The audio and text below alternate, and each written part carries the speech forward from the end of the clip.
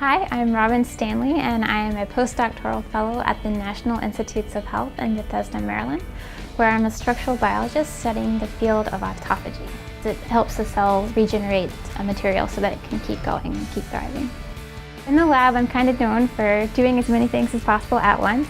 I'm always key for if I'm going to do one experiment, why not do 10 at the same time? Because I think in science, you never know what's going to work. So what I'm doing right now is I'm running a protein gel, which is going to allow me to assess how pure the protein is.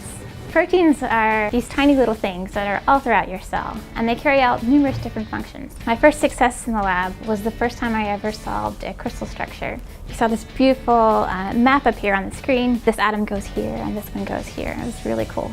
Often what we do is we freeze the samples at -80°C. We first dip them into liquid nitrogen and then transfer them into a deep freezer at -80.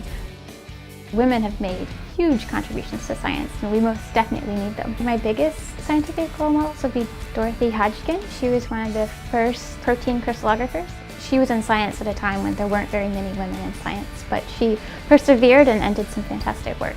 I'm extremely excited to be a fellow for the 10th anniversary of the L'Oreal USA Women in Science program. So the L'Oreal Fellowship is going to provide a lot of great funds to support the work that I do at the NIH. I'm hoping to use some of the money to purchase a small instrument that's known as a dynamic light scattering instrument.